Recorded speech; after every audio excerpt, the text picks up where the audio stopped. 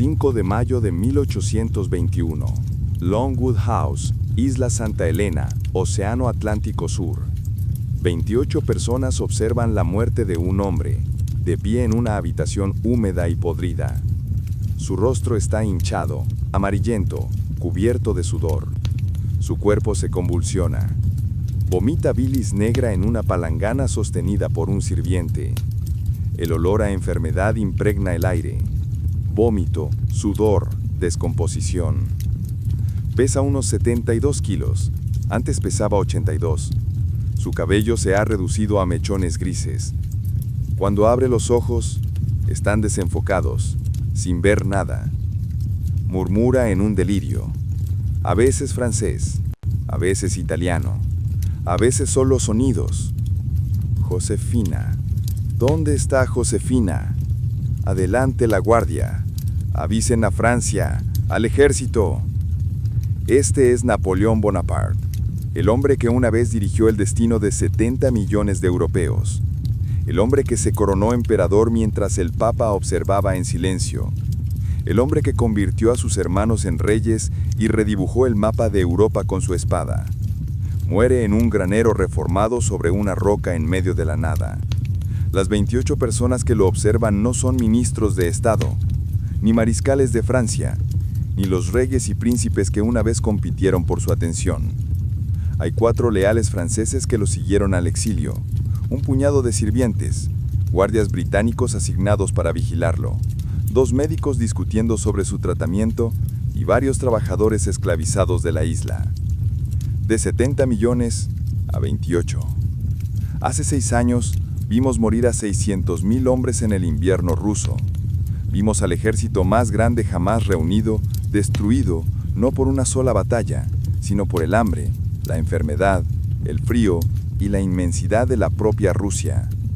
Vimos cómo el imperio de Napoleón comenzaba a derrumbarse, pero esa historia terminó con su primer exilio a Ela.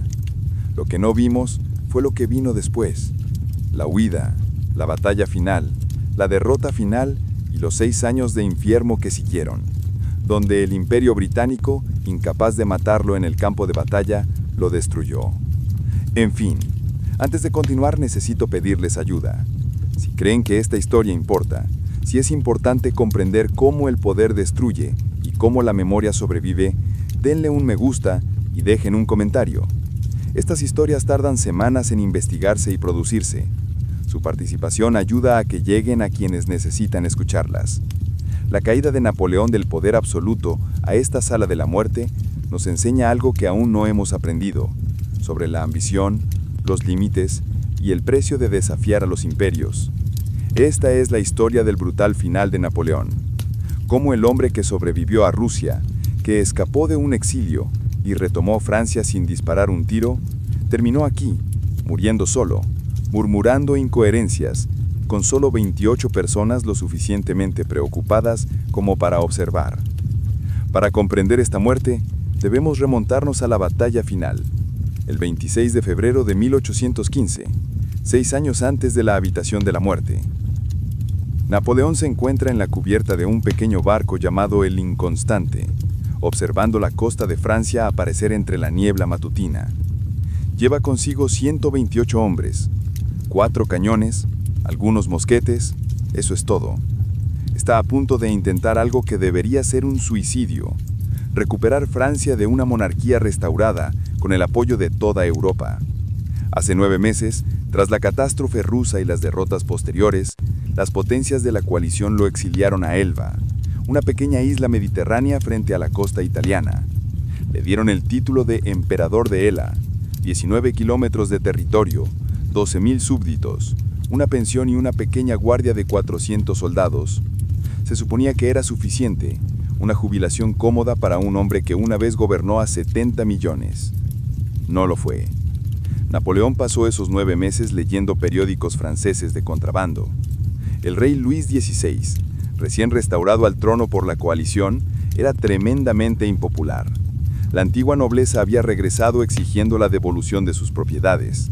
Los veteranos de los ejércitos de Napoleón fueron marginados, sus pensiones recortadas. Francia fue humillada por las condiciones de paz, fronteras reducidas, Territorio ocupado, reparaciones masivas. Y Napoleón tenía 45 años, viendo cómo su legado se desvanecía desde una prisión insular. Así que se escapó.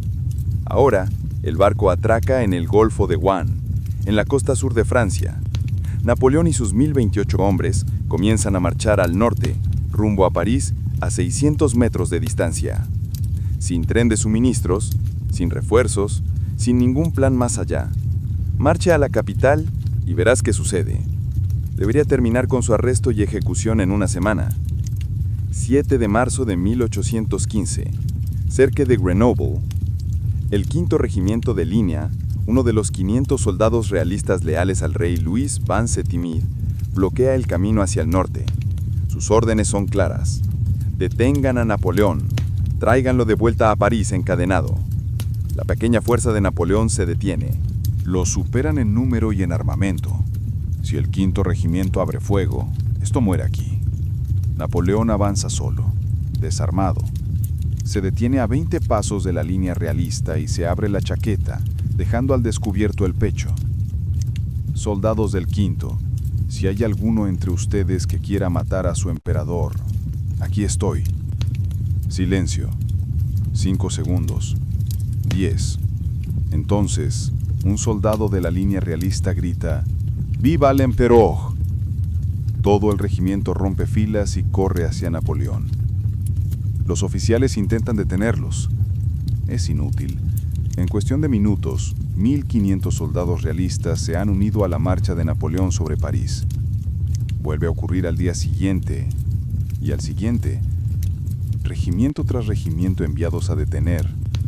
En cambio, se une a él. El mariscal Ney, uno de los antiguos comandantes de Napoleón que juró lealtad a Luis V tras el exilio, le promete al rey que traerá de vuelta a Napoleón en una jaula de hierro. Cuando las fuerzas de Ney se encuentran con Napoleón el 14 de marzo cerca de Auxerre, Ney se encuentra con su antiguo emperador en el camino. Cae de rodillas, llorando. Para el 20 de marzo, Napoleón entra en París sin disparar un solo tiro. Luis XVIII ya ha huido a Bélgica. El imperio ha sido restaurado. Multitudes llenan las calles vitoreando. Los veteranos lloran abiertamente. Napoleón es emperador de nuevo. 20 días desde su desembarco, con apenas 1000 hombres, para retomar el trono de Francia. 25 de marzo de 1815, Viena, Austria. Las potencias de la coalición, Gran Bretaña, Prusia, Austria y Rusia, se reúnen en el Congreso de Viena para redibujar el mapa de Europa. Cuando llega la noticia de que Napoleón ha retomado Francia, la sala queda en silencio. Entonces Dar Alexander de Rusia habla. Bonaparte se ha situado al margen de las relaciones civiles y sociales. Ha demostrado al mundo que no puede haber paz ni tregua con él. En 48 horas, se forma la séptima coalición. Más de 700.000 tropas comienzan a movilizarse. Gran Bretaña, Prusia, Austria, Rusia. Todas las grandes potencias comprometen ejércitos. El objetivo no es la negociación esta vez, es la aniquilación. Napoleón, de vuelta en París, lee los informes de inteligencia. Francia puede desplegar unos 280.000 soldados. Muchos son reclutas sin entrenamiento. Muchos son veteranos exhaustos que llevan 20 años luchando. El equipo es limitado. Las fortalezas carecen de personal. No puede derrotar a toda Europa. Las matemáticas son imposibles. Pero no necesita derrotar a todos. Necesita destruir a los ejércitos más cercanos antes de que puedan unirse. Los británicos, al mando de Wellington, están en Bélgica. Los prusianos, al mando de Blucher, están cerca. Si logra aplastar a ambos antes de que los austriacos y los rusos lleguen del este, podría romper la unidad de la coalición. Negociaciones de fuerzas, si todo sale bien, podrían permitirle sobrevivir. Una batalla decisiva. Eso es todo lo que necesita. Es su única oportunidad. 16 de junio de 1815. Ligny, Bélgica. Napoleón ataca al ejército prusiano de Blücher. La lucha es encarnizada. Combates de aldea en campos de trigo y calles. Al anochecer, Los prusianos se retiran con aproximadamente 25.000 bajas. Las pérdidas francesas son casi igual de cuantiosas, 13.500 muertos y heridos. Pero Napoleón cree haber paralizado al ejército prusiano. Envía al mariscal Grouchy con 33.000 hombres para perseguirlos e impedir que se reagrupen. Es un error crítico. Grouchy pasará los 2 días siguientes persiguiendo a la retaguardia prusiana, mientras la fuerza principal prusiana se reagrupa intacta y marcha hacia el oeste. Napoleón aún no lo sabía. El 17 de junio, giró al norte hacia el ejército británico de Wellington. Wellington había situado sus fuerzas en una loma cerca de un pequeño pueblo llamado Waterloo, a unos 20 kilómetros al sur de Bruselas. Wellington comandaba aproximadamente 68.000 soldados. Aliados, británicos, holandeses, belgas y alemanes.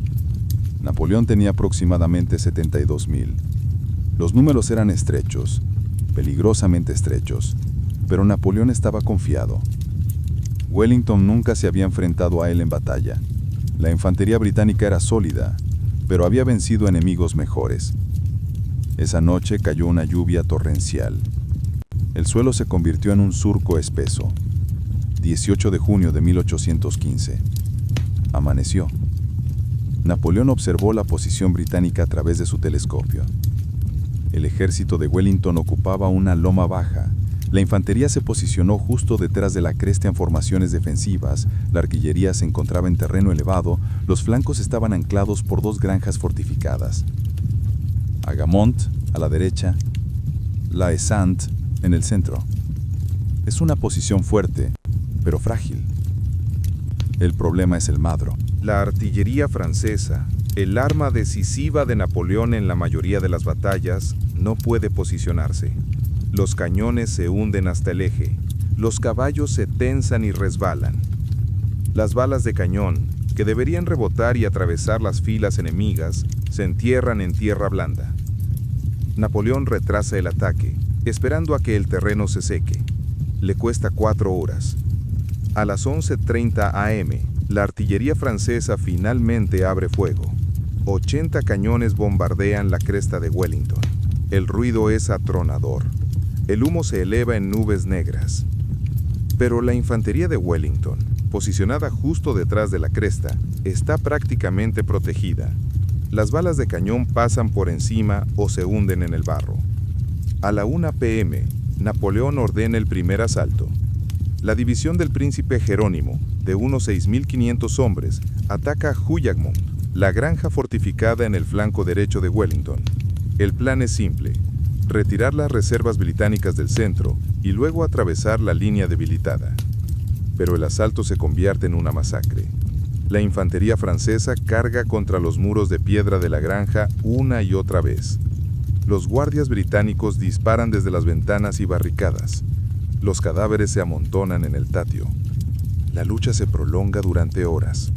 Jérôme sigue aportando hombres al ataque, olvidando que se suponía que era una distracción. Napoleón observa, no interviene. Quizás esté distraído. Quizás esté enfermo. Los testigos informan que se mueve rígido, visiblemente dolorido. A las 2 p.m., el mariscal Ney lanza una masiva carga de caballería en Wellington Center. Miles de jinetes franceses, coraciés con petos de acero, dragones y lanzas suben la ladera con estruendo. La infantería británica forma un cuadro defensivo. Formaciones cerradas con las bayonetas hacia afuera. Cuando la caballería francesa los alcanza, los británicos disparan ráfagas a quemarropa contra los caballos. Los animales chillan y se desploman. Los jinetes son derribados, pisoteados. Los cuadros resisten. Ney retrocede, se reorganiza y carga de nuevo. El mismo resultado. Carga 6 veces en las siguientes 2 horas. 6 veces resisten los cuadros británicos. La caballería francesa está siendo destruida. Miles de caballos muertos, jinetes abatidos en vano. La línea de Wellington se dobla, pero no se rompe. 4 p.m. Un explorador llega a Napoleón con un mensaje. Se avistan fuerzas prusianas acercándose desde el este. Blücher no quedó incapacitado en la línea. su ejército se reagrupó más rápido de lo esperado, y Grouchy, quien se suponía que debía evitar precisamente esto, está a kilómetros de distancia, persiguiendo fantasmas. Napoleón ahora se enfrenta a dos ejércitos. Si los prusianos atacan su flanco derecho, mientras Wellington mantiene su frente acorralado, los franceses quedarán aplastados entre ellos. Destaca 14.000 hombres para contener a los prusianos.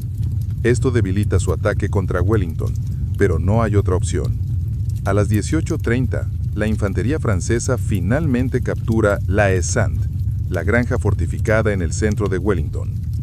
Por primera vez, hay una brecha real en la línea británica. El mariscal Ney la ve. Cabalga hacia Napoleón, desesperado.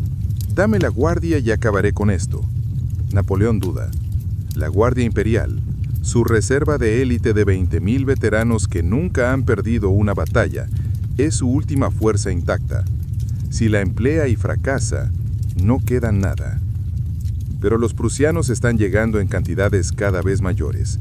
La línea de Wellington se está debilitando, pero no se ha derrumbado. La ventana se está cerrando. A las 19:02, Napoleón emplaza La Guardia. 19:15 p.m. 5 batallones de la Guardia Imperial, unos 3.500 hombres, avanzan por la cresta hacia el centro de Wellington. Granaderos y chasseurs, veteranos de Austerlitz, Jena y Friedland, hombres que jamás han conocido la derrota, marchan bajo el fuego de artillería en perfecta formación.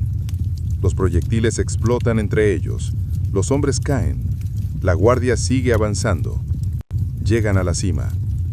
Entonces Wellington da una orden a la primera guardia de infantería británica que yace en la hierba justo detrás de la cresta, donde los exploradores franceses no los habían visto. ¡Prepárense! ¡Fuego! 1.500 soldados de infantería británicos salen de su escondite. A 15 pasos, disparan directamente contra las primeras filas de la Guardia Imperial. El frente de la columna se desintegra.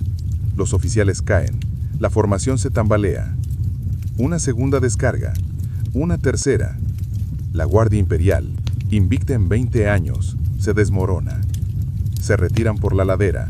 Alguien en el ejército francés grita: «La Garde, retírate». La guardia se retira. Las palabras se propagan como el fuego. Si la guardia se desmorona, nada está a salvo. El pánico estalla en las líneas francesas. La infantería arroja sus mosquetes. La caballería abandona sus posiciones. La artillería huye de sus cañones. Wellington ordena un avance general. Toda la línea británica avanza a la carrera. Desde el este, 50.000 prusianos arremeten contra el flanco derecho francés. El ejército francés no se retira, se desintegra. Los hombres se pisotean intentando escapar. Los oficiales gritan órdenes, pero nadie las oye. Unidades enteras simplemente desaparecen en el caos. Napoleón, rodeado por los pocos soldados de la guardia que quedan, observa cómo su ejército se derrumba en tiempo real. El mariscal Soult lo agarra del brazo. «Señor, ¿nos vamos ahora o no nos vamos?» Cabalgan hacia el sur a través de la oscuridad, rumbo a Francia. Tras ellos, 25.000 franceses muertos y heridos, otros 8.000 capturados. El camino estaba sembrado de cañones abandonados, carros de provisiones y águilas de regimiento. El imperio que Napoleón restauró hace 94 días acababa de morir en una colina belga. Ahora surge la pregunta: ¿qué hacer cuando se ha perdido todo dos veces? 21 de junio de 1815. Malmens, a las afueras de París. Napoleón llega a la antigua finca de Josefina con unos 200 seguidores. Josefina lleva muerta un año, pero la casa todavía le pertenece. Ocupa sus antiguas habitaciones. París es un caos. La Cámara de Diputados, el órgano legislativo francés, se reúne en sesión de emergencia. Los ejércitos de la coalición marchan sobre Francia desde Bélgica. La nación no puede sobrevivir a otra ocupación, otra ronda de reparaciones, otra humillación. Los diputados envían una delegación a Malmens con un único mensaje: abdica o te declararán depuesto. Napoleón intenta negociar. Abdicaré en favor de mi hijo, Napoleón II, emperador de Francia, con un consejo de regencia hasta que alcance la mayoría de edad. Los delegados escuchan cortésmente. Luego regresan a París e invitan a Luis XVII a regresar de Bélgica. El 22 de junio de 1815, 4 días después de Waterloo, Napoleón firma su segunda abdicación, sin hijo en el trono, sin condiciones, sin legado. Simplemente renunció. Tiene quizá una semana antes de que las fuerzas de la coalición lleguen a París, quizá menos. Necesita mudarse. 4 opciones. Opción 1, América. Navegar a Estados Unidos o Sudamérica. Empezar de nuevo. Vivir como un ciudadano común. Quizá correcto. Quizá ofrecer asesoramiento militar a cualquier gobierno que lo acepte. Thomas Jefferson supuestamente dijo que daría la bienvenida a Napoleón a Estados Unidos. Es una nueva vida. Libertad. El problema es llegar ahí. Escuadrones navales británicos bloquean todos los puertos franceses. Romper el bloqueo significa arriesgarse a ser capturado en el mar o ser desconocido. E incluso si llega a América, ¿cuánto tardarán las potencias europeas en presionar a Estados Unidos para que lo entreguen? Opción 2. Austria. Su esposa, María Luisa, es hija del emperador austriaco. Técnicamente, Napoleón es de la familia. Entregarse a la misericordia de su suegro. Solicitar asilo en Viena. El problema es humillante. Austria fue su enemiga durante décadas y María Luisa no le ha escrito desde su primer exilio. Ya tiene un amante, un general austriaco. La corte austriaca quiere que Napoleón se vaya, no que viva en su palacio. Opción 3. Quedarse en Francia, desaparecer en el campo, vivir bajo un nombre falso, retirarse discretamente. El problema, imposible. Los Borbones lo perseguirán. La coalición ha dejado claro que no puede permanecer en Europa. Quedarse significa arresto, juicio y probablemente ejecución. Opción 4. Gran Bretaña. Entregarse a los británicos, solicitar asilo, apelar a su sentido del honor.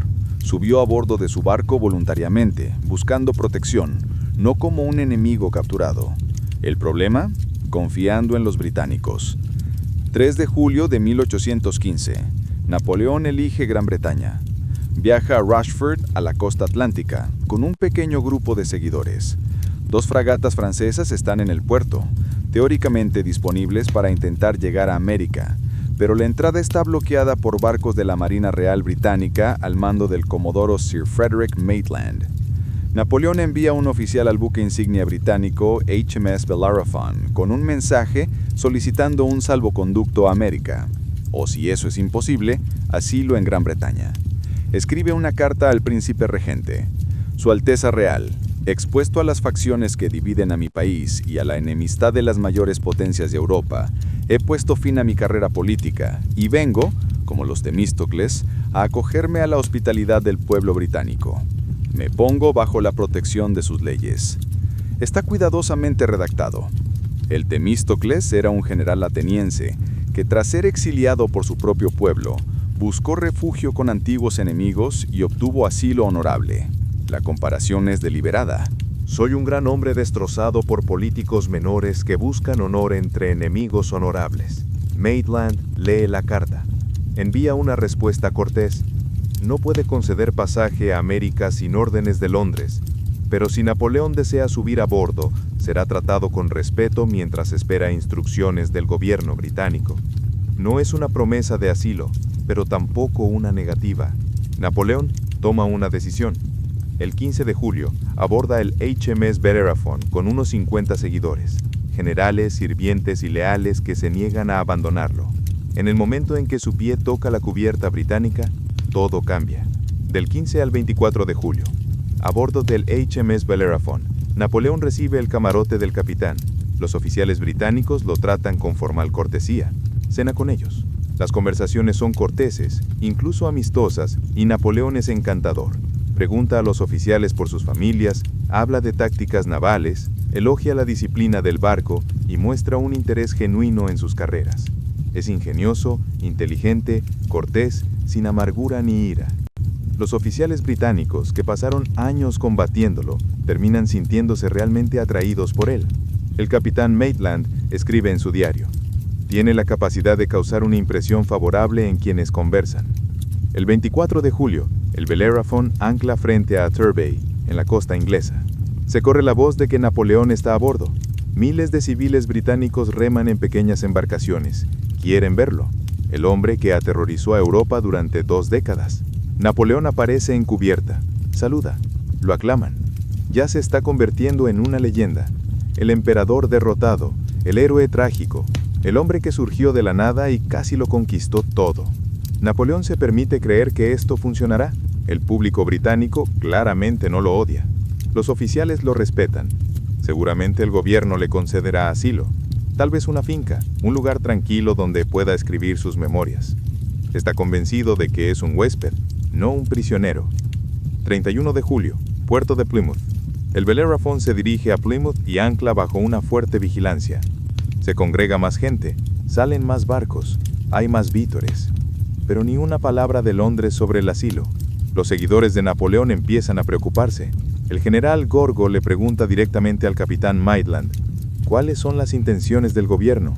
La respuesta de Maitland es, cuidado, espero órdenes. Pasan los días y aún no hay noticias. Entonces, el 4 de agosto, el almirante Sir George Keith sube a bordo del Bellerophon. Lleva consigo la decisión oficial del gobierno británico. 4 de agosto de 1815. Keith entra en el camarote del capitán, donde Napoleón lo espera con sus principales seguidores. No se sienta. Lee una declaración preparada.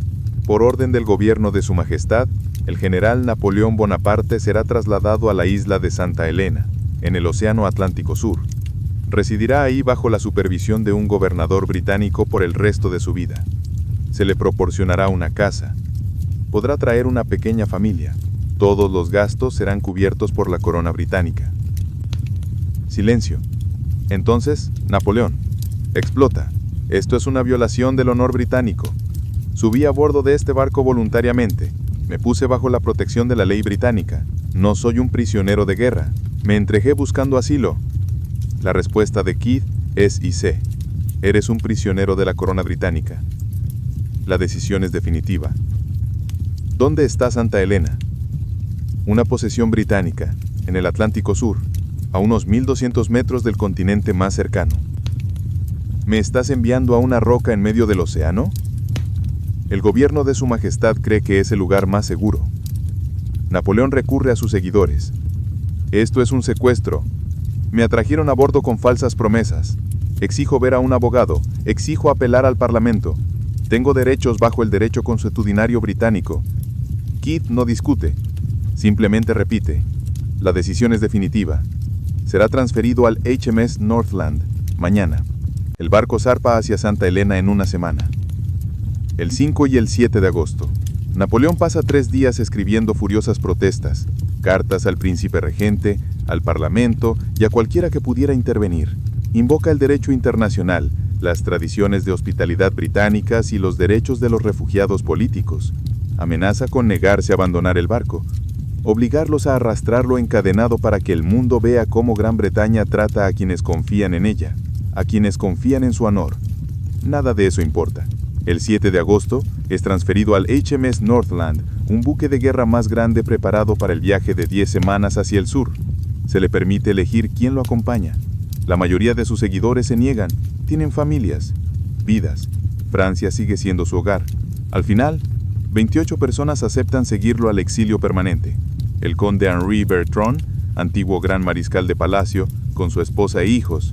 El general Gaspar Gorgo, el conde Charles de Montalón y su esposa, Emmanuel Lascais, quien servirá de secretaria, un puñado de sirvientes, 28 personas. Eso es lo que queda del imperio.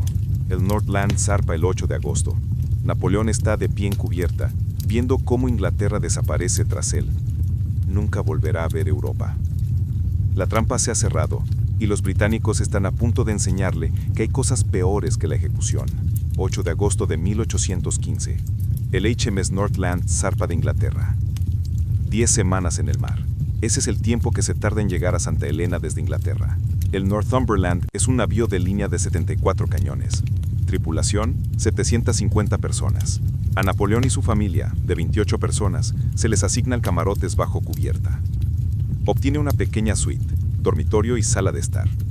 Los Bertrand alquilan camarotes contiguos. Montalón y su esposa están cerca. Gorgo y Lascais comparten habitaciones más pequeñas. Los sirvientes se apiñan donde quiera que estén. El espacio existe. Durante los primeros días, Napoleón permanece en su camarote. No come, no habla. Simplemente yace en su cuna, mirando el techo de madera mientras el barco se mece. Bertrand intenta hablar con él. Napoleón no responde. Al cuarto día, emerge. Pide el desayuno. Pide libros de la pequeña biblioteca del barco. Comienza a caminar por la cubierta bajo la supervisión de la Guardia Británica. Se está adaptando, o fingiendo hacerlo. 15 de agosto, Bahía de Bisque. El barco cruza la Bahía de Bisque con mal tiempo. Las olas rompen en la proa. El barco cabecea y se balancea. La mayor parte de la familia de Napoleón se marea violentamente. Napoleón no. Ya había estado en barcos antes, durante su campaña en Egipto. Camina por la cubierta bajo la tormenta, con el abrigo ondeando al viento, observando las aguas grises. Un guardia marina británico de guardia escribe más tarde en su diario. Estuvo de pie junto a la barandilla durante casi una hora, mirando las olas como si intentara obligar al barco a virar. 20 de agosto, 15 de septiembre. Atlántico abierto. Los días se acomodan a la rutina. Napoleón se despierta alrededor de las 8 a.m. Desayuna en su camarote. Café, pan, a veces fruta. Luego lee historia, principalmente Plutarco. Las guerras gálicas de César. Biografías de Alejandro Magno. Alrededor del mediodía, sale a cubierta para hacer ejercicio. Las regulaciones británicas exigen que permanezca en una zona designada bajo vigilancia. Camina de un lado a otro, a veces durante 2 horas seguidas. A las 16 horas, cena con su familia y oficiales británicos electos. El capitán del barco, el almirante Sir George Cockburn, cena con ellos varias veces por semana. Napoleón actúa durante estas cenas. Es inguítico, cuenta historias de campaña, pregunta a los oficiales británicos sobre su servicio. Quiere caerles bien. Necesita que lo vean como un gran hombre que atraviesa momentos difíciles, no como un prisionero peligroso. Funciona a medias. Los oficiales lo respetan, pero no olvidan quién es. Después de cenar, Napoleón juega las cartas con Bertrand y Montalón. Gana, generalmente apuestas pequeñas.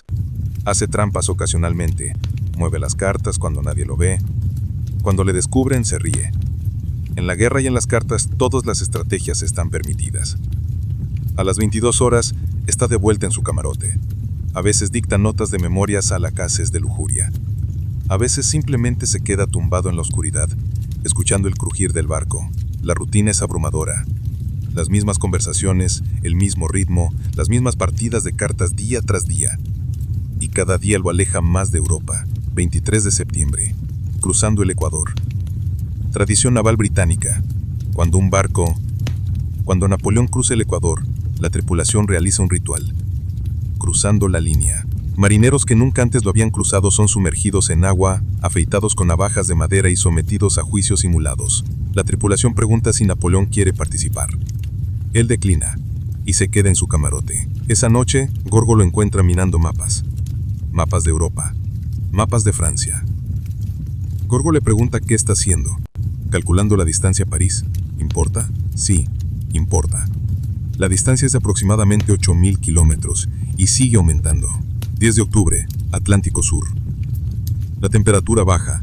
Ahora están en el hemisferio sur, entrando la primavera. El agua cambia de azul a gris grisáceo. Aparecen aves semarinas. Los albatros siguen al barco. Napoleón pasa más tiempo en cubierta. El horizonte está vacío en todas direcciones. Ni tierra, ni otros barcos, solo agua y cielo.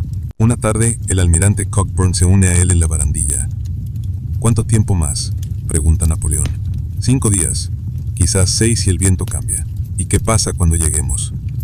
Los llevarán a Longwood House. Ha sido preparada para su residencia. Una casa, sí. Sobre una roca.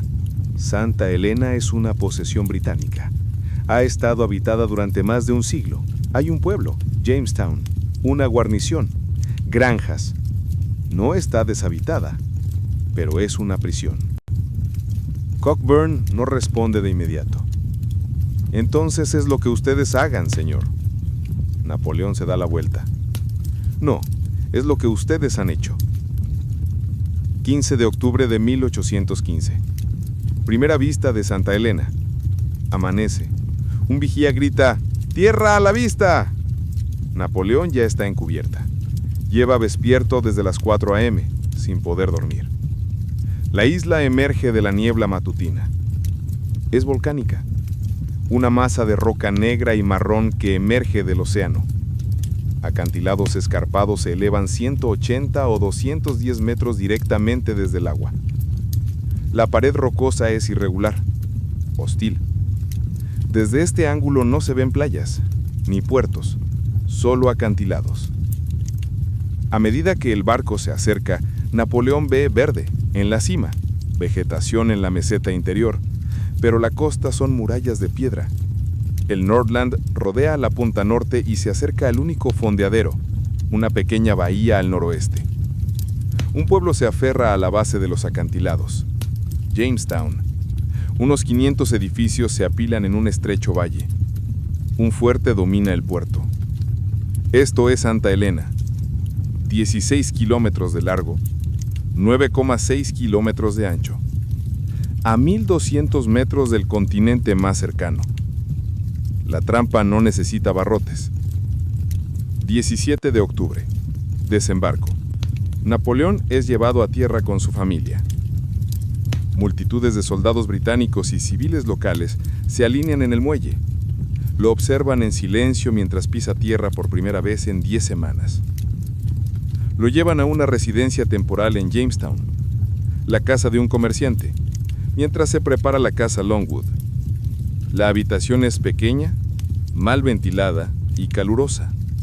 El clima de la isla es extraño, húmedo, con un calor sofocante durante el día y vientos fríos repentinos por la noche. Napoleón permanece en la casa James durante 2 meses mientras continúan las obras en Longwood. Durante este tiempo se le permiten breves excursiones por la isla bajo fuerte vigilancia. Cabalga para ver el interior. La isla es más habitable de lo que esperaba. Granjas, huertos, algunos caminos decentes, pero sigue siendo una jaula. Todo camino termina en un acantilado o un puesto de guardia. Hay centinas británicas por todas partes. En un viaje pregunta a su escolta británica, ¿cuántas tropas guarnecen esta isla? Casi 3.000, señor. 3.000 soldados para proteger a un solo hombre. 10 de diciembre de 1815. Casa Longwood. Napoleón es finalmente llevado a su residencia permanente. Longwood se asienta sobre una meseta a unos 550 metros sobre el nivel del mar, en la ladera oriental de la isla. El carruaje asciende por un camino sinuoso. Al llegar a la cima de la meseta, Napoleón ve la casa. Es baja, extensa, mayormente de una sola planta. Originalmente construida como granero para el ganado del gobernador, luego convertida en vivienda para el vicegobernador, ahora ampliada apresuradamente para Napoleón. El lugar está expuesto. El viento constante azota la meseta. No hay árboles cercanos que puedan refugiarse. La isla yace solitaria en un terreno árido. Napoleón baja del carruaje. El viento lo golpea de inmediato, fuerte, constante, trayendo la humedad del océano. Camina hacia la entrada de la casa. Soldados británicos montan guardia. Dentro, las habitaciones huelen a pintura fresca y moho. Unas 20 habitaciones en total, pero varias apenas se pueden usar. Las paredes son delgadas, los techos bajos, las ventanas pequeñas. Bertrand y su familia ocuparán el ala este, Montalón el oeste. Napoleón consigue un dormitorio, un estudio, una sala de billar, un salón. Los sirvientes se apiñan en los espacios restantes. Este es el imperio ahora. Napoleón recorre las habitaciones que le han asignado. En el dormitorio encuentra una cama plegable, del mismo tipo que usó en campaña, idea de alguien. Se sienta en ella. El marco se despega de la ventana. Puede ver centinas británicas recorriendo el perímetro. Más allá, la meseta desciende hacia los acantilados y el océano. Kilómetros de agua vacía extendiéndose hasta el horizonte. Permanece junto a la ventana un buen rato. Entra Bertrand. Señor, ¿dónde quiere que se coloquen sus efectos personales? Napoleón no se aparta de la ventana. No importa. El personal necesita instrucciones sobre... Dije que no importa. Esa noche, Napoleón escribe una carta a su madre en Roma. El censor británico la leerá antes de enviarla, pero la escribe de todos modos. Estoy en una roca en el océano. Tengo una casa. Tengo guardias que me vigilan día y noche. No tengo nada más. Aquí es donde moriré. La carta tarda 4 meses en llegar a Roma. Para entonces, ya conoce al hombre que hará de los próximos 6 años un infierno. 14 de abril de 1816. 5 meses después de su exilio, el nuevo gobernador de Santa Helena llega a la isla. Su nombre es el teniente general Sir Hudson Lowe, de 46 años, oficial británico de carrera, competente, experimentado, completamente anodino. Salvo por una cualidad, sigue las órdenes al pie de la letra. Las órdenes del gobierno británico son claras. Napoleón Bonaparte es el prisionero más peligroso del mundo. Debe ser vigilado constantemente, no debe escapar, no debe convertirse en mártir, no debe comunicarse libremente con el mundo exterior, debe ser contenido. Lowe pretende obedecer a la perfección. 17 de abril de 1816. Primer encuentro. Lowe llega a Longwood House para presentarse formalmente. Napoleón lo recibe en el salón. Bertrand y Montalon están presentes. Oficiales británicos acompañan a Lowe. Lowe hace una ligera reverencia.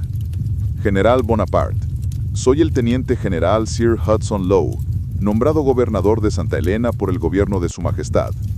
Vengo a informarle de las normas que rigen su residencia aquí. Napoleón no se pone de pie. Se dirige a mí incorrectamente. Lowe parpadea. Le ruego que me disculpe. No soy el general Bonaparte, soy el emperador Napoleón. Si no puede usar mi título correcto, no tenemos nada que discutir. El gobierno británico no reconoce ningún título imperial. El Tratado de Fontainebleau se firmó bajo coacción y por lo tanto no es válido. Soy emperador de los franceses. ¿Se dirigirá a mí como tal o no se dirigirá a mí en absoluto? Lowe aprieta la mandíbula. Señor, tengo mis instrucciones y mi dignidad. Esta reunión ha terminado.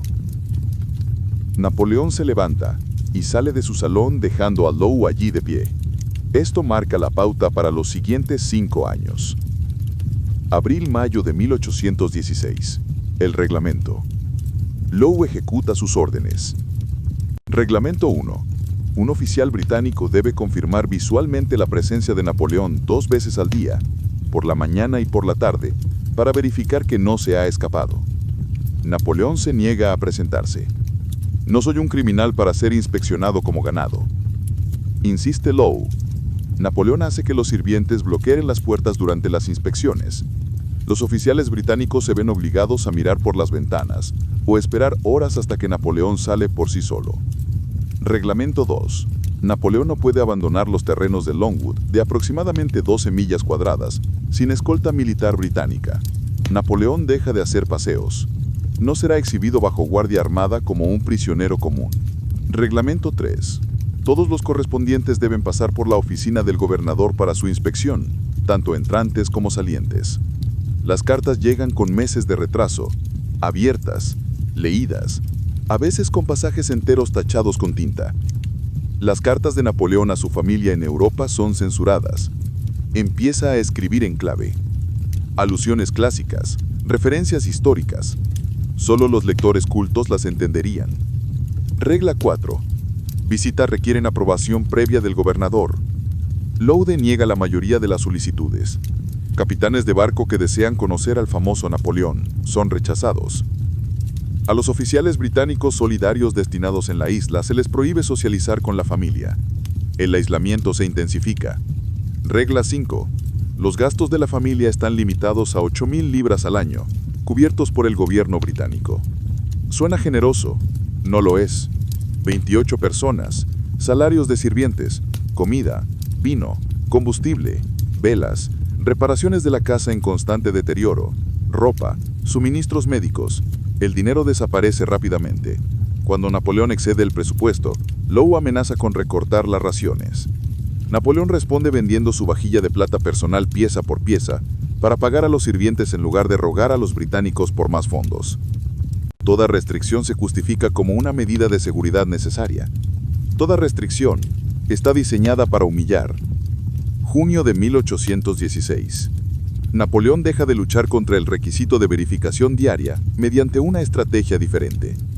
Simplemente lo ignora. Oficiales británicos llegan para la inspección matutina.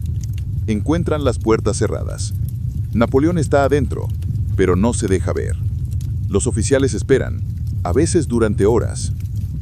Finalmente, Napoleón sale a desayunar o a pasear por el jardín y confirman el contacto visual. Es una victoria insignificante, pero es la única posible. Lowe escribe informes furiosos a Londres. Napoleón se está poniendo difícil. Se niega a cooperar con medidas de seguridad razonables. Insiste en ser tratado como un soberano y no como un prisionero. La respuesta de Londres es mantener las restricciones vigentes, no ceder. Julio y diciembre de 1816. El contraataque. Napoleón se da cuenta de algo. Ha perdido la guerra física. No puede escapar de Santa Elena. No puede burlar las regulaciones de Lowe. No puede obligar a los británicos a tratarlo con la dignidad que cree merecer. Pero aún puede librar una batalla. La batalla por cómo la historia lo recordará. Empieza a dictar memorias. Día tras día, durante horas, habla mientras Emmanuel Lascases escribe. A veces, Bertrand o Montalón toman dictado cuando Lascases necesita descansar. Napoleón relata sus campañas. Austerlitz, Jena, Wagram. Describe sus estrategias, sus decisiones, su visión de Europa. Se presenta como un defensor de la reforma liberal a la que se oponen las monarquías atrasadas. Un hombre que intenta difundir los ideales de la Ilustración, la igualdad jurídica, el ascenso basado en el mérito y un gobierno racional en un continente encadenado al feudalismo. Es selectivo. Los cientos de miles de muertos en sus guerras se convierten en necesidades lamentables. Las repúblicas que derrocó se convierten en socios dispuestos. Las monarquías títeres que instaló se convierten en pueblos liberados. Es propaganda, pero es una propaganda brillante. Lascases saca páginas de la isla escondidas a través de visitantes comprensivos. Los manuscritos llegan a editoriales de Londres y París. Se imprimen, se distribuyen y se leen por toda Europa. El gobierno británico está creando un mártir sin darse cuenta. Cada pequeña restricción que Lowe impone alimenta la narrativa. El noble emperador perseguido por carceleros mezquinos. 25 de noviembre de 1816. Guardias británicos registran los aposentos de Lascases y encuentran cartas sin censura escondidas entre sus pertenencias. Cartas a editores, cartas a simpatizantes en Europa, cartas que describen las condiciones en Longwood en términos diseñados para generar indignación. Lowe llama a Lascases.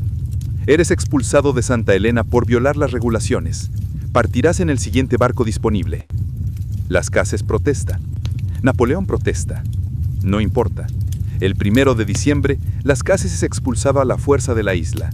Napoleón pierde a su secretario principal, su compañero más culto, una de las pocas personas con las que podía mantener conversaciones intelectuales genuinas.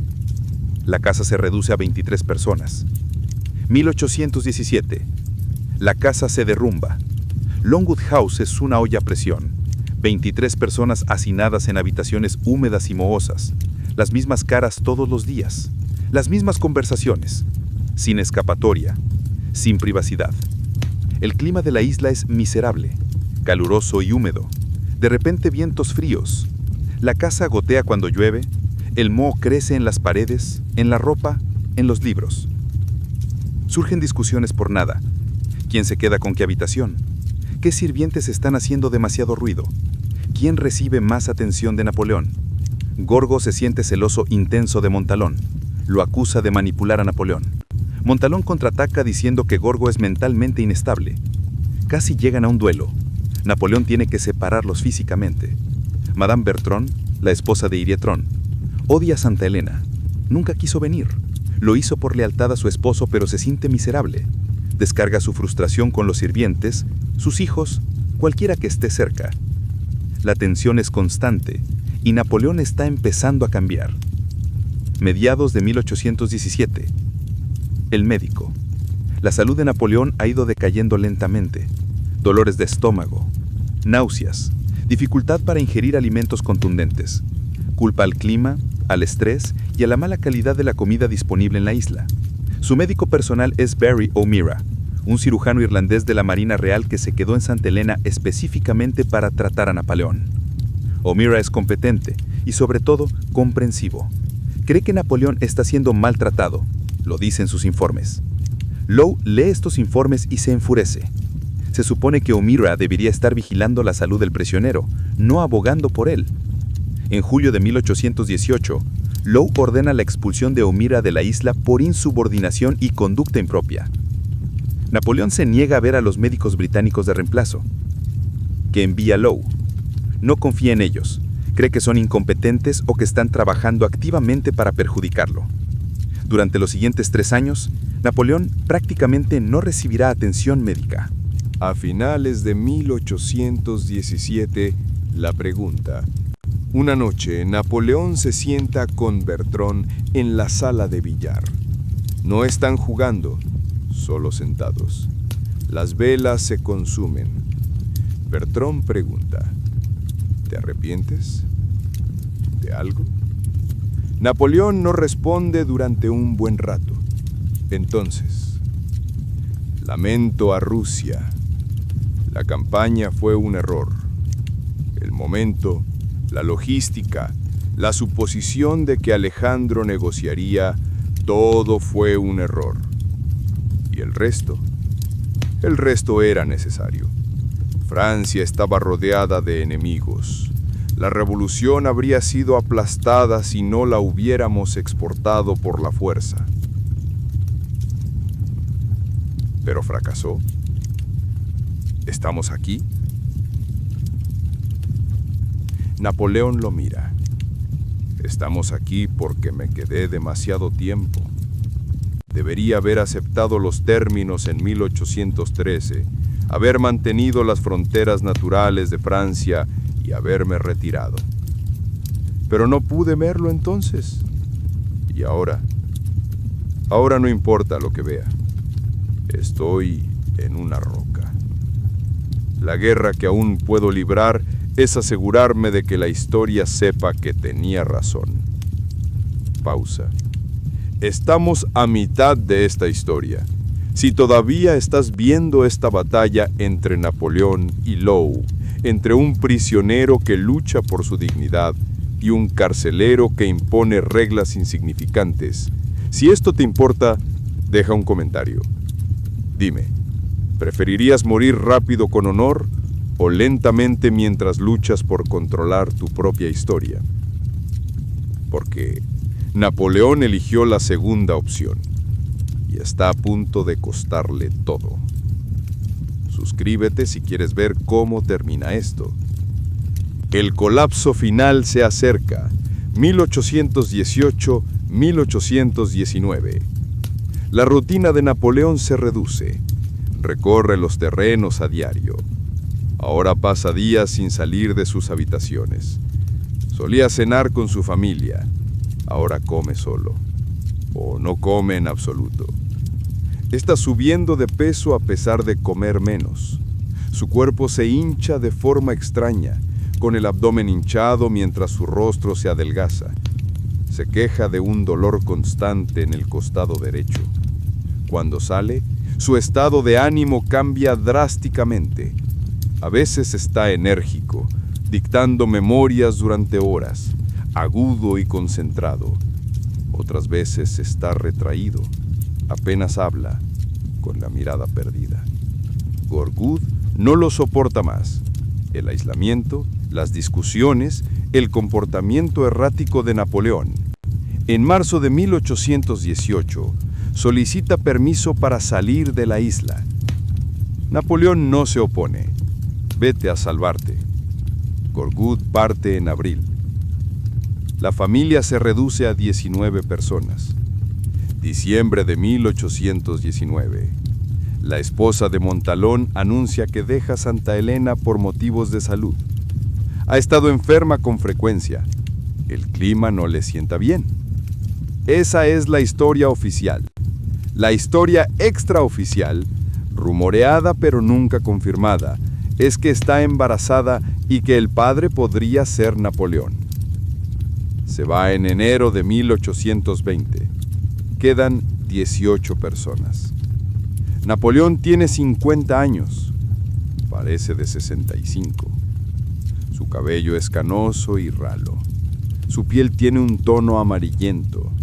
Se mueve lenta y rígidamente como si cada paso le doliera. Y el dolor en el costado empeora. Enero de 1820. Napoleón ya no puede retener la comida. Comidas sólidas, carne, pan, cualquier cosa. Regresa considerablemente en 1 hora, a veces en cuestión de minutos. Cambia a sopas, caldos, vino muy diluido con agua. Ni siquiera eso siempre se calma. El dolor en el costado derecho, que ha sido intermitente durante 2 años, ahora es constante. Un dolor profundo y punzante que empeora después de comer. Se presiona el abdomen con la mano, intentando aliviarlo. Nada ayuda. Bertrand sugiere llamar a un médico. No hay médicos británicos. Señor, necesita atención médica. No necesito nada de ellos. O me matarán por incompetencia o informarán de todo a Lowe. De cualquier manera, no. Bertrand no insiste. No tiene sentido. Marzo de 1820. Napoleón deja de salir de su dormitorio, excepto cuando es absolutamente necesario. El camino desde su dormitorio hasta el salón, quizás 9 metros, lo agota. Arrastra los pies en lugar de caminar. Una mano en la pared para mantener el equilibrio. Respira con dificultad. Pasa la mayoría de los días en la cama, con las cortinas corridas y la habitación a oscuras. A veces duerme, a veces simplemente se queda ahí tumbado mirando al techo. Cuando Montalón lo visita para preguntarle si quiere dictar más memorias, le hace un gesto para que se vaya. Hoy no. Mañana entonces. Quizás. Mañana llega. La misma respuesta. Las memorias se detienen. El único proyecto que dio sentido a su exilio, la batalla por su legado. Abandonado porque no tiene la fuerza. Mayo de 1820. Hudson Lowe recibe informes de que Napoleón está gravemente enfermo. Lowe envía a un cirujano naval británico, el Dr. John Stocko, para que lo examine. Napoleón inicialmente se niega, pero el dolor es tan intenso que cede. Stocko lo examina y le palpa el abdomen. Napoleón hace una mueca de dolor, pregunta por los síntomas y toma notas. Su conclusión: hepatitis crónica, posiblemente complicada con una enfermedad gástrica. Recomienda reposo, dieta blanda, abstinencia de alcohol y controles regulares.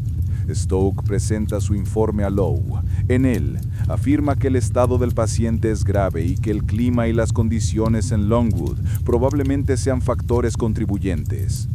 Lowe lee el informe y se enfurece. Esto suena a crítica al trato que reciben de Napoleón. Suena a munición para los simpatizantes en Europa que afirman que Gran Bretaña lo está matando lentamente por negligencia. Lowe despide a Stoke del servicio y le prohíbe hablar del caso. Napoleón se entera y ríe amargamente. ¿Ves? Tenía razón. Me quieren muerto, pero no quieren culparme. Rechaza toda atención médica británica. Julio de 1820. El abdomen de Napoleón está visiblemente hinchado. Su cuerpo está haciendo algo extraño, ganando masa en la zona media mientras el resto se consume. Tiene las piernas delgadas, el rostro demacrado, pero su vientre sobresale como si estuviera embarazado. No puede mantenerse erguido sin dolor. Arrastra los pies, ligeramente inclinado hacia adelante, con una mano apretada contra el costado.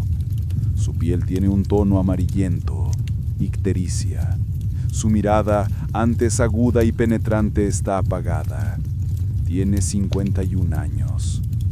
septiembre de 1820. Bertrand escribe en su diario privado: el emperador rara vez habla ahora. Toma quizás una comida al día, generalmente solo caldo. No ha salido de sus aposentos en 3 semanas. Cuando lo visito me saluda pero no conversa.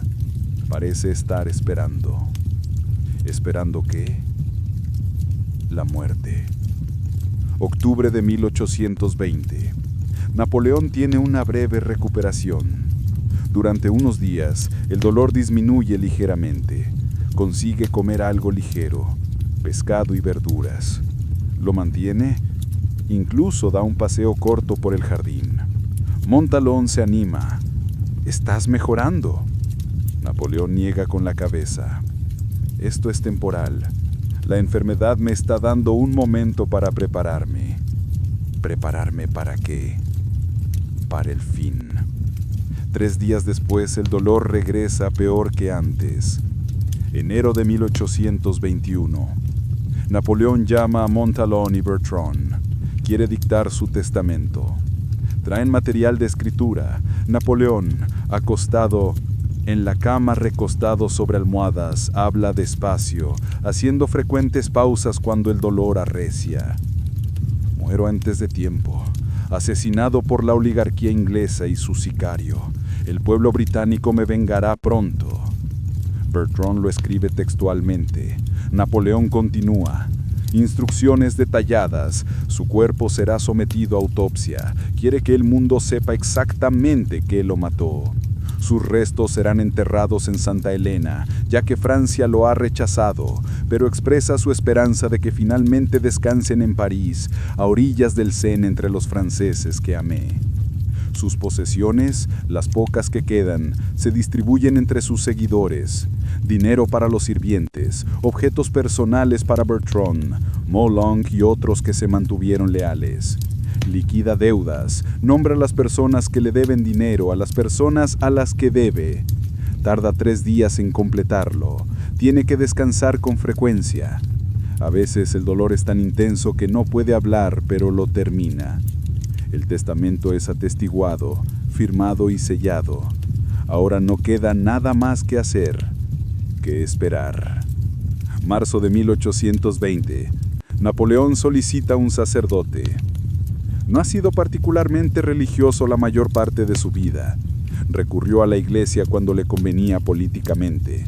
Firmó el concordato con el Papa para estabilizar a Francia. Luego secuestró al mismo Papa cuando se volvió inoportuno. Pero ahora, moribundo, escribe por última vez. Un sacerdote católico asignado a la isla, el abad Anne Dingali, comienza a visitarlo regularmente. Napoleón se confiesa y recibe la comunión. ¿Será la fe genuina o el cálculo político lo que moldee su legado como buen católico? ¿El simple miedo humano ante lo desconocido? Probablemente las 3 cosas. Las visitas continúan durante marzo y abril. Abril de 1820.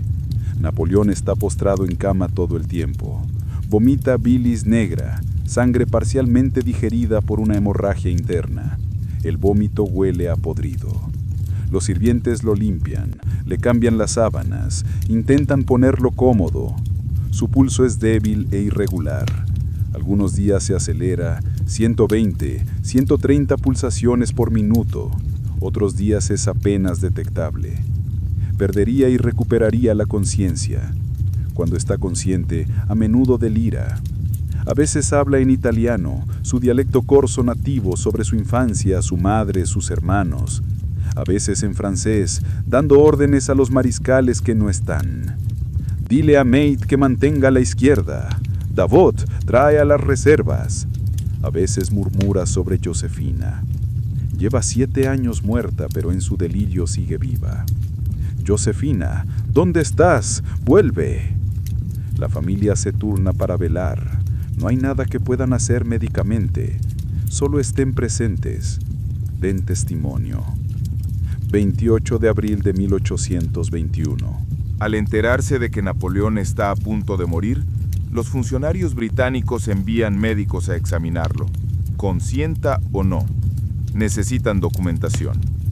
Cuando muera, habrá acusaciones. El gobierno británico necesita registros médicos oficiales que indiquen que le brindaron atención y que la muerte fue por causas naturales. El doctor Archibald Arnott, oficial médico principal del Santa Elena, entra en el dormitorio de Napoleón. Napoleón está apenas consciente y no se resiste al examen. Arnott le toma el pulso, débil e irregular. Palpa el abdomen, enormemente hinchado y rígido. Escucha su respiración, superficial, trabajosa. Revisa sus ojos, ictéricos, pupilas lentas. La opinión privada de Arnott: cáncer de estómago avanzado, posiblemente perforado, compromiso hepático, días restantes, tal vez una semana. Le prescribe calamal, un compuesto de mercurio usado como purgante. Es el tratamiento estándar para casi todo en 1821. No hará nada más que posiblemente hacer que los últimos días de Napoleón sean más miserables. 1 de mayo de 1821. Napoleón tiene momentos de lucidez ahora, pero son breves. Durante uno, Bertrand se sienta junto a la cama. Napoleón le toma la mano. Henry, te quedaste. Por supuesto, Sía. ¿Por qué? Porque eres mi emperador. Porque di mi palabra. Tu palabra a un moribundo en una roca. ¿Valió la pena? Los ojos de Bertrand se llenan de lágrimas. Sí. Napoleón asiente. Cierra los ojos, vuelve a sumirse en el delirio. 3 de mayo de 1821. La familia se reúne. Todos saben que este es el final. Bertrand y su esposa, Montelon, los sirvientes, el sacerdote, oficiales británicos asignados para presenciar, el doctor Arnott y otro médico británico, guardias en la puerta, 28 personas en total dentro y alrededor del pequeño dormitorio. Napoleón está inconsciente la mayor parte del tiempo. Su respiración ha cambiado. Jadeos irregulares, a veces largas pausas entre respiraciones donde todos creen que se ha ido. Luego un jadeo repentino. Su rostro es irreconocible, hinchado, amarillento, ceroso, su cabello pegado al cráneo por el sudor. Sus manos, antaño lo suficientemente fuertes como para controlar el destino de Europa, ahora yacen inmóviles sobre la manta. 4 de mayo de 1821. La vigilia continúa. Nadie se va salvo por breves instantes. Napoleón no ha abierto los ojos en 24 horas. No ha pronunciado una palabra coherente en mucho tiempo, pero murmura. Fragmentos, palabras sueltas, a veces solo sonidos. El ejército francés es Josefina, al mando del ejército. El sacerdote vuelve a administrar los derechos finales. Napoleón no responde. Quizá ni siquiera sepa qué está sucediendo. Afuera, el viento aúlla en la meseta de Longwood. La lluvia tamborila en el techo. El mismo clima miserable de Santa Elena que ha definido los últimos 6 años. Adentro, a la luz de velas, parpadea. La habitación huele a enfermedad y muerte. Todos esperan. 5 de mayo de 1821. Amanece. Napoleón respira apenas. Su pulso ha casi desaparecido. Su piel está fría y húmeda. Los espacios entre respiraciones se hacen más largos. Bertrand sostiene una mano, Montelon la otra. El sacerdote murmura oraciones. Los médicos británicos observan y toman notas. 11 a.m. Sigue respirando. 2 p.m. Sigue respirando. 5 p.m. El sol se pone. La habitación se oscurece. Alguien enciende más velas. 5:30 p.m. La respiración de Napoleón cambia de nuevo. Muy superficial ahora. Muy lenta. 5:45 p.m. Todos en la habitación guardan silencio, observando. 5:49 p.m. Napoleón Bonaparte toma una última bocanada de aire, la contiene, la suelta lentamente. No sigue nada. El doctor Arnott toma el pulso, espera, toma otra vez. Se ha ido. El hombre que comandó a 70 millones de europeos, que se coronó emperador, que transformó el mapa de Europa, que sobrevivió a Rusia, Leipzig, Waterloo y 6 años en esta roca, Murió a los 51 años en un granero reformado en una isla en medio de la nada, rodeado de 28 personas. Entre 70 y 28 millones el sacerdote hace la señal de la cruz y comienza las oraciones finales. Afuera, la lluvia sigue cayendo. 6 de mayo de 1821. A la mañana siguiente, los británicos necesitan saber qué lo mató. Oficialmente, documentado, presenciado. Porque en cuanto las noticias llegan a Europa, las acusaciones volarán. Los franceses alegarán asesinato. Los simpatizantes alegarán negligencia deliberada. Los enemigos políticos del gobierno británico usarán esto como munición. Así, a las 2 p.m. del 6 de mayo, menos de 24 horas después de la muerte, los médicos se reúnen en la sala de billar de Longwood Houses para realizar una autopsia. Presentes, Dr. Archibald Arnott, británico, Dr. Charles Mitchell, británico, Dr. Francisco Burton, británico, otros 5 oficiales médicos británicos y 3 miembros de la familia de Napoleón que insisten en estar presentes. Bertrand Montalón y el Dr. Francesco Antomarchi, un médico corso que llegó a la isla en 1819, pero en quien Napoleón rara vez confió. El cuerpo de Napoleón yace sobre la mesa de billar. Durante el procedimiento, el Dr. Arnott realiza la primera incisión, desde el tórax hasta el abdomen. El hallazgo es peor de lo esperado. El estómago presenta una enfermedad grave, un gran tumor ulceroso cerca del píloro, la abertura donde el estómago se conecta con el intestino delgado. El tumor tiene aproximadamente el tamaño de una mano. En varios lugares, ha perforado completamente la pared del estómago. El tejido circundante está inflamado y degradado. El revestimiento del estómago está cubierto de ulceraciones. El hígado está agrandado, aproximadamente el doble de su tamaño normal, y muestra signos de hepatitis. Otros órganos muestran un deterioro general consistente con una enfermedad crónica. El Dr. Arnott dicta sus hallazgos a un oficinista que lo registra todo. Los médicos británicos consultan discretamente. El diagnóstico es claro: carcinoma gástrico, cáncer de estómago, avanzado, terminal. Los observadores franceses discrepan inmediatamente. Antelmarche examina el estómago él mismo. Coinciden que hay un tumor, pero insisten que la enfermedad hepática es la causa principal de la muerte, no el cáncer. Y la enfermedad hepática, sugiere, fue causada o agravada por el clima de Santa Elena, la humedad, la mala ventilación de Longwood House, el estrés. Está construyendo un caso. Los británicos mataron a Napoleón mediante maltrato deliberado. Montalón va más allá. Señala la extensa ulceración. ¿Cómo sabemos que esto no fue causado por veneno? El arsénico causa úlceras estomacales. El Dr. Arnott responde con frialdad. El envenenamiento por arsénico presenta síntomas muy diferentes. Esto es cáncer, crónico, desarrollado a lo largo de años. Es conveniente que encuentres causas naturales. Descubro lo que muestran las pruebas. La discusión continúa durante 1 hora.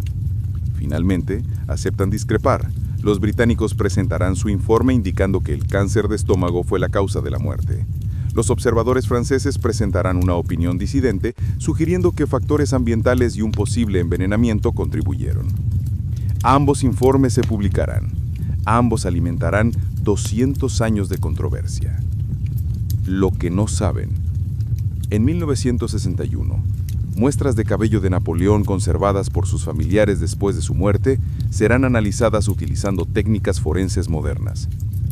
Las pruebas mostrarán niveles elevados de arsénico.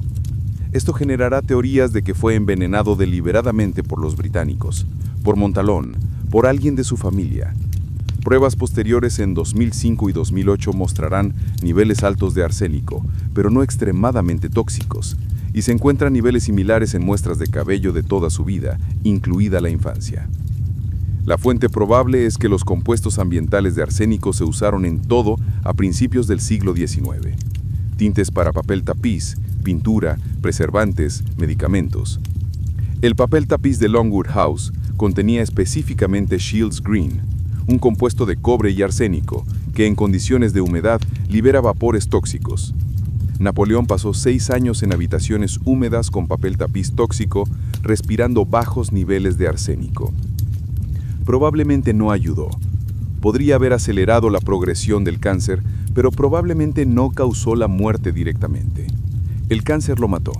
Las condiciones del gobierno británico en Longwood probablemente empeoraron la situación, ya sea que, si constituye asesinato, negligencia o simplemente mala suerte, es la pregunta que todos discutirán eternamente. 7 de mayo de 1821. El cuerpo de Napoleón es colocado en 4 ataúdes anidados. Primero, un ataúd de hojalata soldado. Segundo, un ataúd de caoba. Tercero, un ataúd de plomo, también soldado. Cuarto, otro ataúd de caoba. El razonamiento: preservar el cuerpo el mayor tiempo posible en caso de que finalmente sea devuelto a Francia. Los ataúdes sellados se colocan en la capilla de Longwood Houses, mientras se realizan los preparativos del funeral. 9 de mayo de 1821. El entierro. La procesión fúnebre sale de Longwood a la 1 p.m. El ataúd de Napoleón es llevado en un coche fúnebre, tirado por 4 caballos. Las tropas británicas se alinean en la ruta. Oficiales, soldados rasos, toda la guarnición de Santa Elena, aproximadamente 2.800 soldados. La procesión descendió lentamente desde la meseta hacia el Valle de Seine, un pequeño valle verde a unos 5 kilómetros de Longwood. Napoleón había caminado allí años antes y le dijo a Bertrand: si muero aquí o aquí, quiero descansar, cerca del manantial bajo los sauces. Los británicos recordaron que 1.500 personas asistieron al funeral, toda la población de la isla, oficiales y soldados británicos, civiles, esclavos, la familia de Napoleón y marineros franceses de barcos que estaban en el puerto. Es respetuoso y formal. Los cañones disparan una salva. Las tropas británicas presentan armas. El sacerdote oficia una misa funeral católica completa. Pero hay un problema: la lápida. Los británicos quieren que se inscriba Napoleón Bonaparte. Bertrand y Montlon insisten en que se lea Emperador Napoleón o Napoleón Ferns, emperador de los franceses. Hudson Lowe se niega a reconocer ningún título imperial. Discuten durante 2 días. No se llega a ningún acuerdo. Así que la tumba queda sin marcar. Solo una losa de piedra lisa sobre la bóveda donde reposan los 4 ataúdes de Napoleón. Durante 19 años, la tumba de uno de los hombres más famosos de la historia no tendrá nombre. 10 de mayo de 1821. Al día siguiente del funeral, el gobierno británico recibe la notificación oficial de la muerte de Napoleón. Inmediatamente difunden la noticia a las capitales y periódicos europeos. La reacción es diversa. En Francia, los realistas celebran en silencio. La monarquía borbónica está más segura ahora, pero muchos ciudadanos franceses, especialmente los veteranos, lloran. Seguía siendo su emperador, dijera lo que dijera el gobierno. En Gran Bretaña hay alivio. El gran enemigo finalmente ha desaparecido. Se acabaron los intentos de fuga. Se acabaron las complicaciones políticas. También hay algo de compasión. Incluso los enemigos reconocen que fue un hombre extraordinario, que murió en tristes circunstancias. En Austria, Rusia y Prusia, las potencias que lo combatieron durante 20 años están satisfechas. La última amenaza al orden posterior a 1815 queda eliminada. Pero en toda Europa, liberales y románticos comienzan a convertir a Napoleón en leyenda. El gran hombre derribado por reaccionarios mezquinos. El defensor del mérito y la reforma destruido por monarquías hereditarias que temían el cambio. La creación de mitos comienza de inmediato, y Napoleón, incluso muerto, empieza a ganar la batalla que más le importaba. 1821-1840. La tumba sin nombre. Durante 19 años, el cuerpo de Napoleón descansa en el Valle de Seine, bajo una lápida sin nombre, Los barcos que visitan Santa Elena suelen peregrinar a la tumba. Oficiales, viajeros, curiosos, se detienen ante la tumba sin nombre y se preguntan por el hombre enterrado allí. Hudson Lowe permanece como gobernador hasta 1821, cuando es transferido. Pasa el resto de su vida defendiendo su trato con Napoleón, publica justificaciones, escribe cartas y argumenta que solo cumplía órdenes. A la historia no le importa. Se le recuerda como el tirano mezquino que atormentó a un gran hombre. Bertrand regresa a Francia en 1821. Publica sus diarios desde Santa Elena. Se convierten en bestsellers. Relatos detallados del exilio, el sufrimiento y la muerte de Napoleón. Montelón regresa en 1821. También publica memorias. Se gana la vida cómodamente con el nombre de Napoleón. Los Cases, expulsado en 1816, publica su relato en 1823, Memorial de Santa Elena. Se convierte en uno de los libros más influyentes del siglo XIX. Moldea la forma en que una generación entiende a Napoleón, no como dictador, sino como héroe trágico. Las memorias que Napoleón dictó durante el exilio circulan por toda Europa. Se traducen a varios idiomas y son leídas por millones. Napoleón es más famoso muerto que en sus últimos años de vida. 1840, el regreso. En 1840, el gobierno francés, bajo el mando del rey Luis Felipe, toma una decisión: devolver los restos de Napoleón a Francia. El razonamiento es en parte político. La monarquía de Julio intenta legitimarse asociándose con la gloria napoleónica. En parte, su sentimiento genuino. Para 1840, Napoleón se había convertido en un símbolo de la grandeza francesa. Incluso los realistas reconocían a regañadientes sus logros. En octubre de 1840, un barco francés, el Belle-Poule, llega a Santa Elena con órdenes oficiales de exhumar y devolver los restos de Napoleón. Las autoridades británicas cooperan. Ya no les importa. El hombre está muerto. La amenaza ha desaparecido. El 15 de octubre de 1840, exactamente 25 años después de que Napoleón llegara como prisionero, se abre la tumba en el Valle de Seine. Cuando retiran los 4 ataúdes y los abren, el cuerpo es extraordinariamente bien conservados. Los múltiples ataúdes sellados cumplieron su función. Napoleón es reconocible. El rostro, aunque degradado, sigue siendo el suyo. Trasladan los restos a un nuevo ataúd de 18 pulgadas y lo cargan a bordo del campanario. El barco zarpa de Santa Elena el 18 de octubre. 15 de diciembre de 1840, París. Napoleón regresa a casa. El campanario atraca en Cherbourg. El ataúd es trasladado a un elaborado carruaje fúnebre. La procesión se dirige a París. El 15 de diciembre de 1840, los restos de Napoleón son trasladados a través de París hasta Les Invalides, un complejo militar con una iglesia abovedada. Más de 1 millón de personas se alinean en las calles. Veteranos del Gran Ejército, ahora de entre 60 y 70 años, con sus viejos uniformes, lloran abiertamente. Los civiles arrojan flores. La multitud guarda silencio, salvo por sollozos sordos. La procesión dura horas.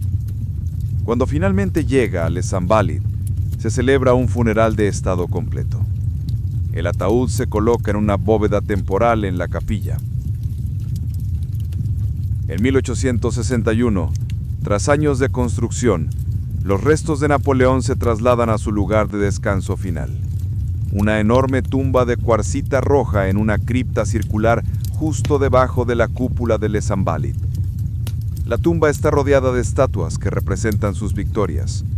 Las inscripciones enumeran sus logros. El lugar está diseñado para causar admiración. Se desciende a la cripta y se contempla la tumba, como si se rindiera homenaje a un dios. Napoleón quería descansar a orillas del río Seine, entre los franceses que amaba. Su deseo se cumplió. 20 años tarde, pero se cumplió. Las cifras.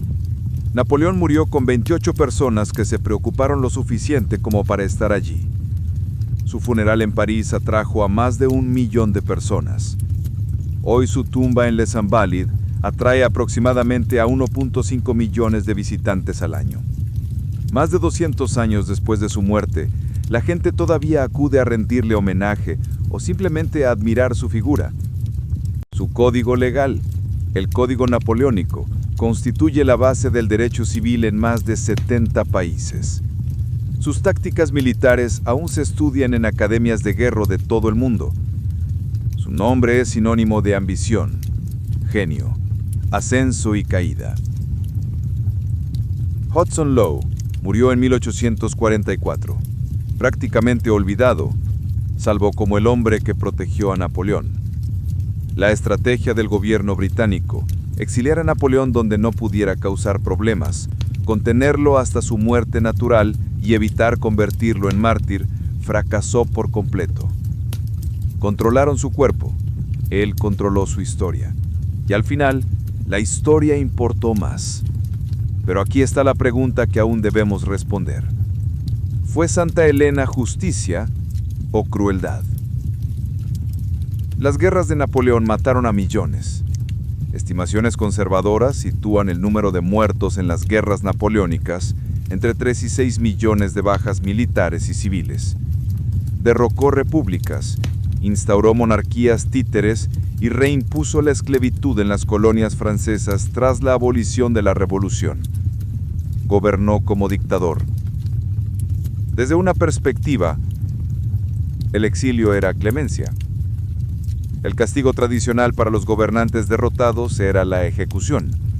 Los británicos podrían haberlo ahorcado. No lo hicieron.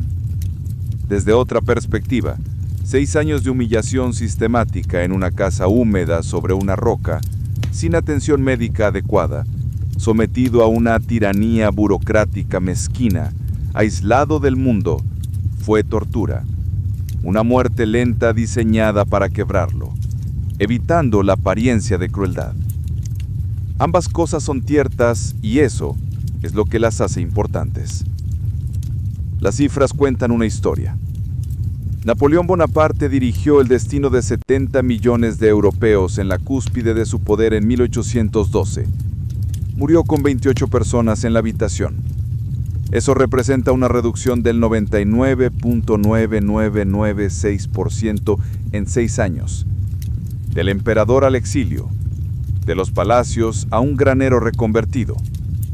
Desde revisar ejércitos de cientos de miles a contar las mismas 27 caras cada día. Si se mide el poder por el territorio controlado, los ejércitos comandados y el pueblo gobernado, Napoleón lo perdió todo. Pero si se mide el poder por la memoria, la influencia, por cómo la historia te recuerda, nunca perdió nada. Considere lo que sucedió después de su muerte. El gobierno británico pensó que había contenido el problema, exiliarlo a un lugar donde no pudiera escapar, dejar que muriera de forma natural, evitar convertirlo en mártir. Fracasaron en esto último. Las memorias que Napoleón dictó en Longwood, las que se sacaron clandestinamente de la isla y se publicaron por toda Europa, moldearon cómo toda una generación lo entendió, no como un tirano derrotado, sino como un defensor del mérito y la reforma, aplastado por monarquías reaccionarias que temían el cambio. Para 1848, tan solo 27 años después de su muerte, las revoluciones arrasaron Europa. Francia, Alemania, Italia, Austria. La gente se alzó, exigiendo constituciones, derechos civiles, gobiernos basados en el mérito, en lugar del nacimiento. Los revolucionarios portaban retratos de Napoleón, citaban su código legal, invocaban su nombre como prueba de que un hombre decidido podía transformar el mundo.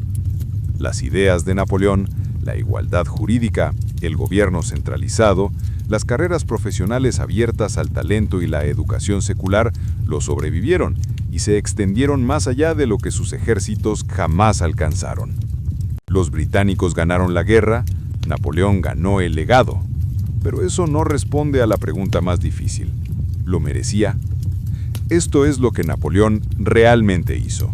Despojado del mito romántico, inició o continuó guerras que mataron entre 3 y 6 millones de personas en 2 décadas.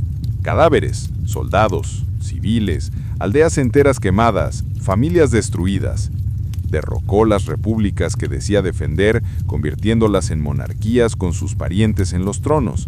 Reimpuso la esclavitud en las colonias francesas del Caribe después de que la revolución la aboliera, porque las plantaciones de azúcar eran rentables y necesitaba dinero para sus guerras. Se coronó emperador y gobernó como autócrata. La libertad de prensa desapareció. La oposición política fue aplastada. Elecciones, un teatro. El hombre que afirmaba difundir los valores de la Ilustración construyó un imperio sobre los cadáveres de millones y la supresión de las mismas libertades que pretendía defender. Entonces, cuando murió en Santa Elena, con dolor, aislado, humillado, ¿fue eso justicia? Quizás, pero aquí está la parte incómoda. Que haya sido justicia o no, no cambia el hecho de que ganó la batalla que le importaba. Napoleón entendió algo que la mayoría de la gente desconoce. Puedes perderlo todo, el imperio, el trono, la libertad, incluso la vida, y aún así ganar si controlas cómo te recuerdan. La historia no es lo que sucedió, la historia es lo que nos cuentan que sucedió.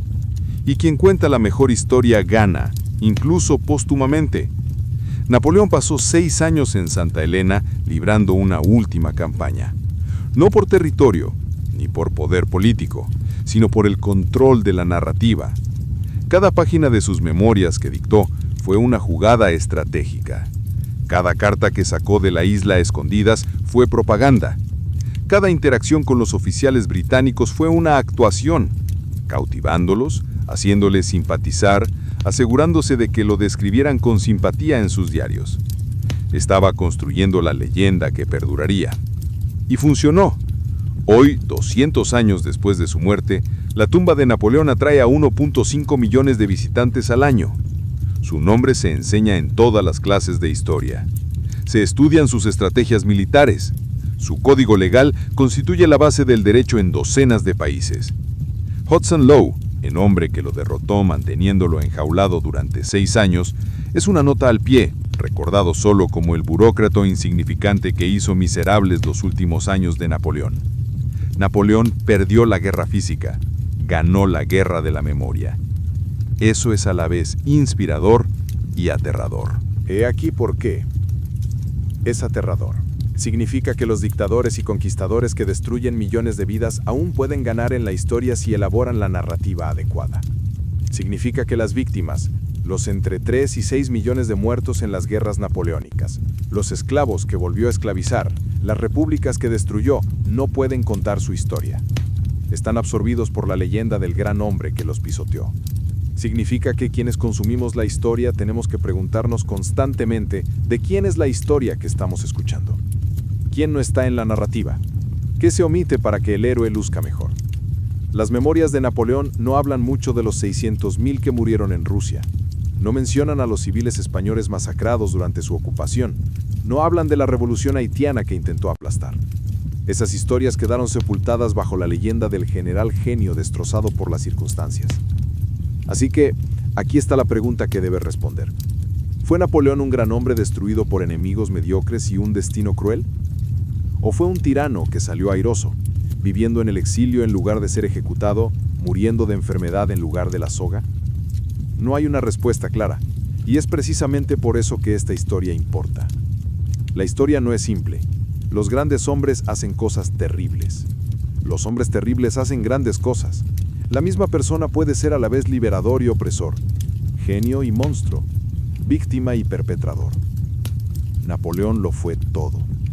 Y Santa Elena, donde pasó de comandar 70 millones a morir con 28, es donde todo se derrumbó en un hombre en una habitación, luchando por lo último que podía controlar. Así lo recuerdas. Si esta historia te hizo reflexionar, si cambió tu percepción del poder, el legado o las historias que contamos sobre la historia, necesito que hagas algo. Deja un comentario. Dime, ¿Fue Santa Elena un acto de justicia o de crueldad? ¿Napoleón merecía lo que le sucedió? ¿Es posible ser un gran hombre y un monstruo a la vez? No hay respuestas incorrectas, pero la conversación importa.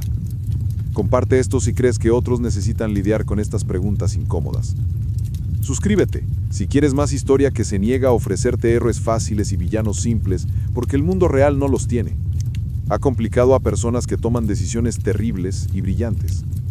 Y solo las entendemos cuando estamos dispuestos a verlo todo. El genio y la monstruosidad. El logro y el costo. Napoleón comandó a 70 millones y murió con 28.